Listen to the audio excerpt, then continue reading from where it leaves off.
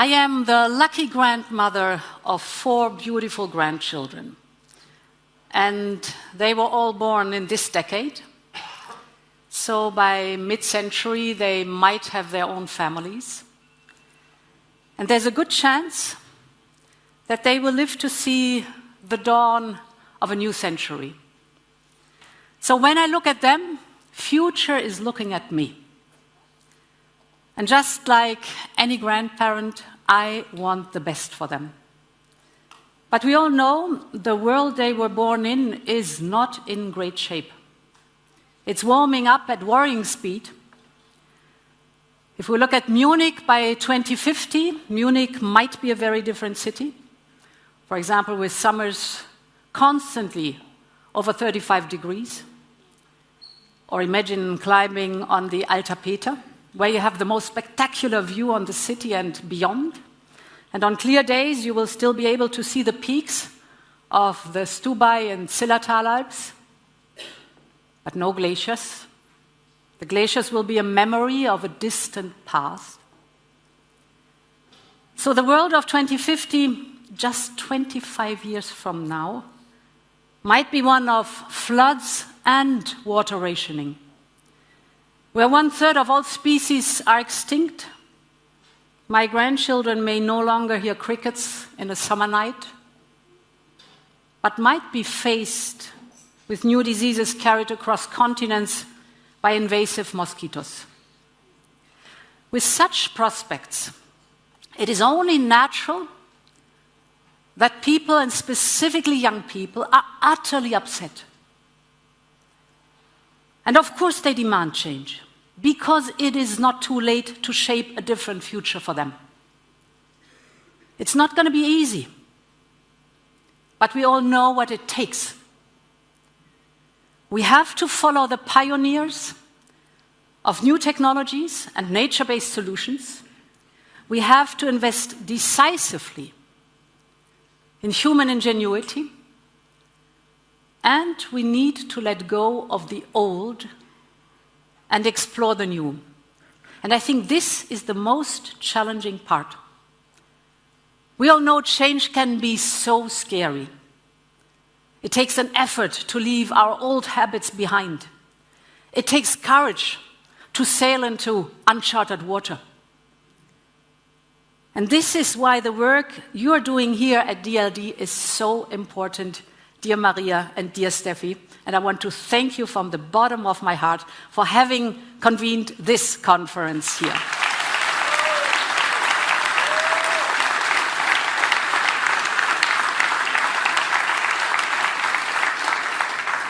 Because what you're doing here at DLD is that you are showcasing that a different future is not only possible, but it is happening, and it is exciting. You have listened to your incredible stories, how you are rethinking our relationship with nature. Some of you are creating zero-waste neighborhoods. You've heard the stories. Some are transforming the way we travel and transport things. Some are using artificial intelligence to listen to animals and to hear and learn from them about the health of an ecosystem. So what you are basically doing is you are turning the anxiety for the future into anticipation. You're showing that change can be exciting.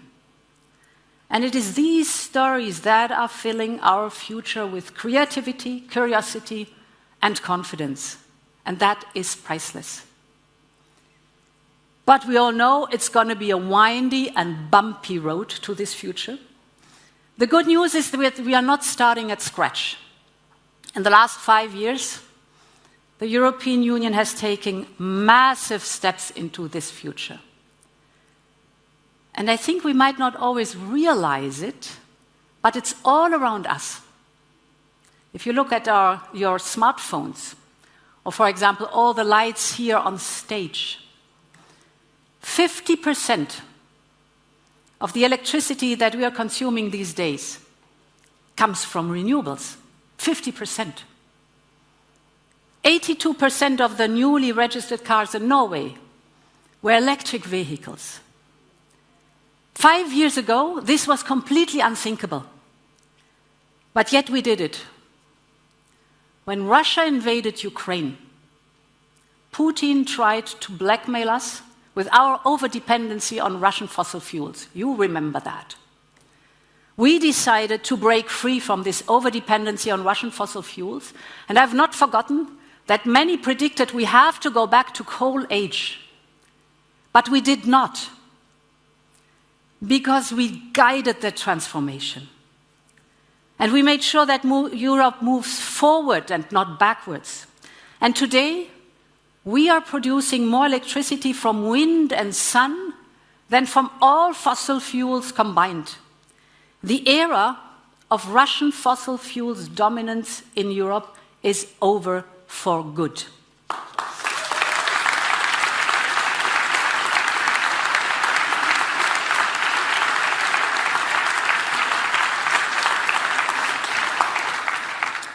And all of this was possible because an entire continent has come together towards a common goal. We did not just change our policies, we changed our mindset. And in the years ahead, we will need to achieve a similar transformation well beyond the energy sector. We need a fundamental rethink of the relationship between our economy and the natural world. All of us have grown up with the idea that nature is invaluable. Waking up to the song of birds, drinking water from a mountain spring, staring at the endless blue of the sea and the ocean. How could you possibly put a price tag on any of this? Well, we do put a price tag on nature every second, every day, but only by taking resources away from their natural environment. You can get rich by taking fossil fuels out of the ground, but you'll certainly not get rich by putting carbon back into the ground. You can make good money by raising a forest to the ground, but not by planting a new one and letting it grow old. Profits increase for our farmers if they use more land and cultivate it as intensively as possible, but not so much if they leave land fallow and let wild plants flower and birds breed. So for generations, humanity has only rewarded the plundering of our natural environment. And today we see how fundamentally wrong this is. It is wrong from a moral point of view, but it is also wrong from an economic point of view. Just look at our competitors. And you mentioned the Draghi report. Look at our competitors. For example, the United States investing massively in the Inflation Reduction Act. It has nothing to do with inflation, the Inflation Reduction Act. It has a lot to do with clean technologies. So a massive investment in clean technologies. Look at China. Massive investments in electric vehicles. They know where the future markets are. Look at the Gulf countries. They're basically sitting on oil and gas, but they tell me that they are investing in clean hydrogen, because today they are dominating the energy market and they want to dominate the energy market tomorrow. And they know it's going to be clean hydrogen. So this is the positive story. There are markets out there. But right now, we have to acknowledge that we still have not mastered that the combined effect of climate change and nature degradation is having devastating impacts. Farmers' yields are falling due to the soil degradation and the lack of insects. Fishing nets remain empty because fertilizers from the fields suffocate life in water. Hydro and nuclear plants are going offline because of droughts. Trade along our waterways is disrupted because of rivers running dry. So there's a clear economic case for preserving and restoring nature, an economic case. And companies across Europe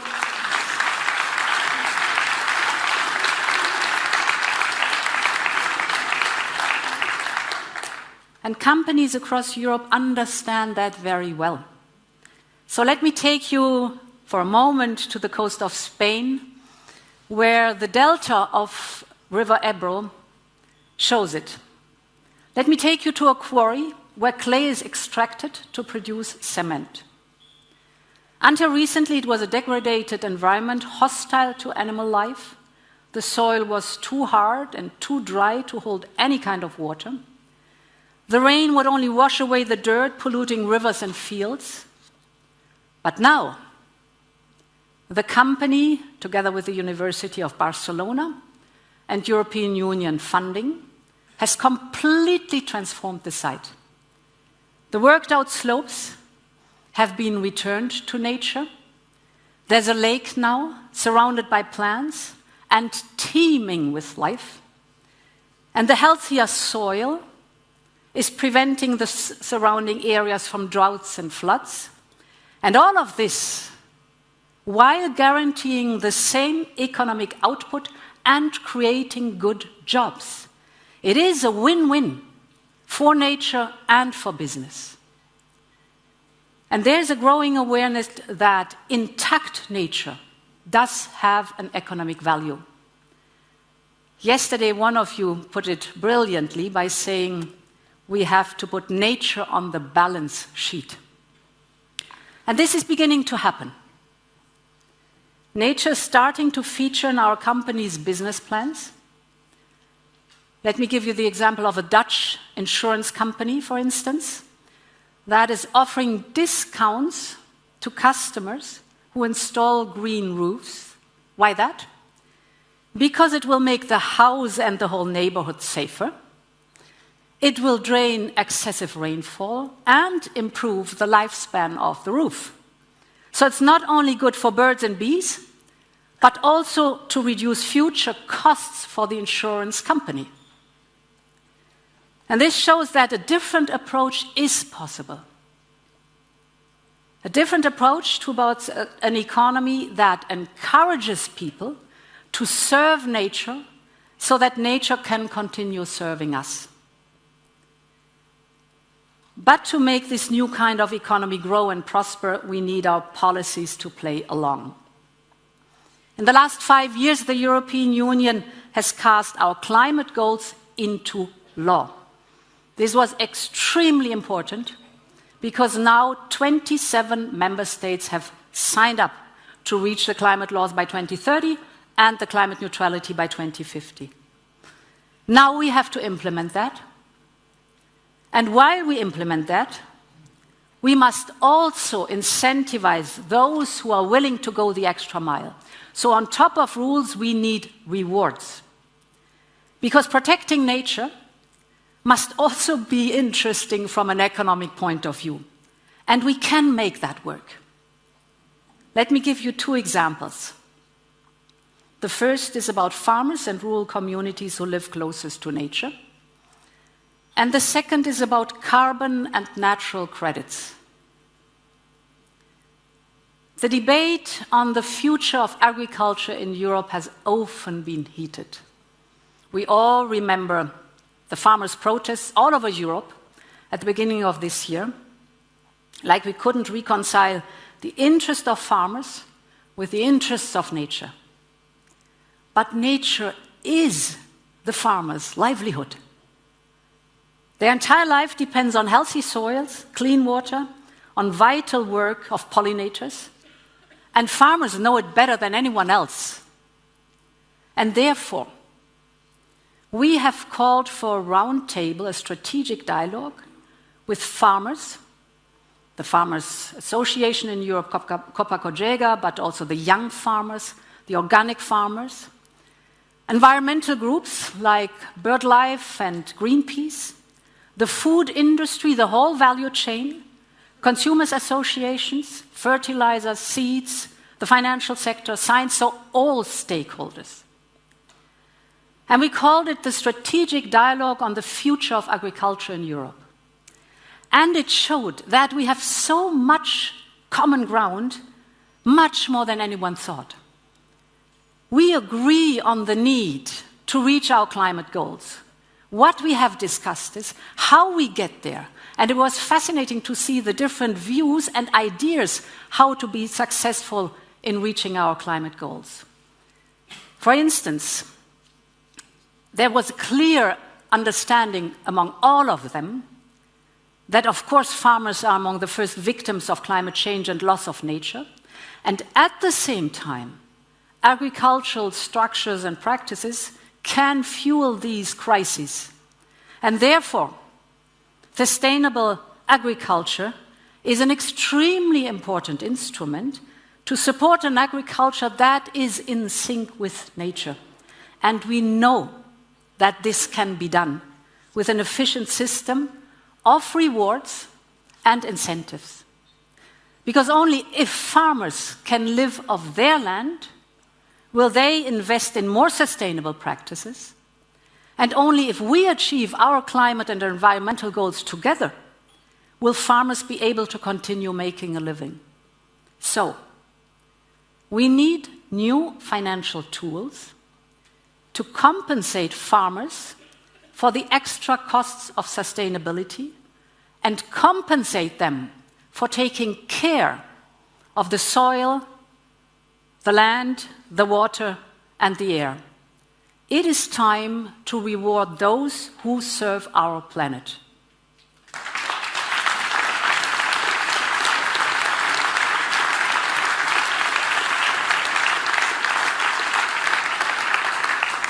And this leads me to my second point on nature credits. Take a water company for which the health of a spring is a vital asset.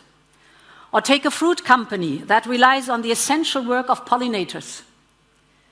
They could use nature credits to reward local communities and farmers who provide ecosystem services. So we can create a market for restoring our planet. I know it sounds almost too good to be true. But we know that with the right standards, it can be done because we did it before. Here in Europe, we already have an incredibly effective market for carbon. It has been working for almost 20 years now. And the principle is very simple. It says, you want to pollute? Well, you pay. You want to avoid the payment? Well, you innovate. And it worked. In this time, greenhouse gas emissions have fallen by almost 50% while the economy grew, and at the same time, the price that we put on carbon raised 180 billion euros that are reinvested in climate projects and innovation. And the same could apply to nature credits.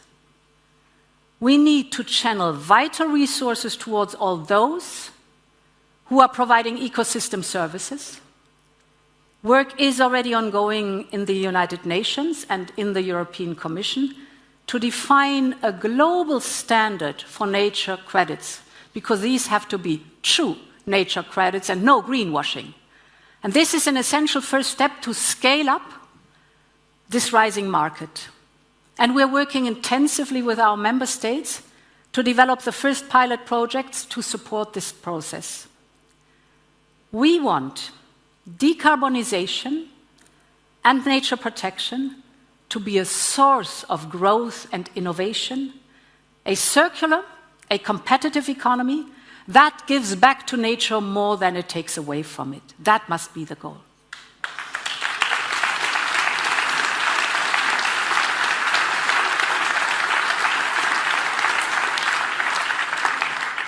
So, ladies and gentlemen, to conclude, since I was a little girl, 70% of all wildlife has disappeared. In other words, in my lifetime, the world has gone off balance because of human action. But in my grandchildren's lifetime, this balance can be restored to allow nature to recover. I think this is the story of humanity. After every crisis, a recovery is possible, It is not for granted, but it is possible. With a spirit of innovators and problem solvers, it can be done. And we should always keep in mind that the children of today would never forgive us if we would not rise to the challenge. So let's do it. Long live Europe. Thank you very much.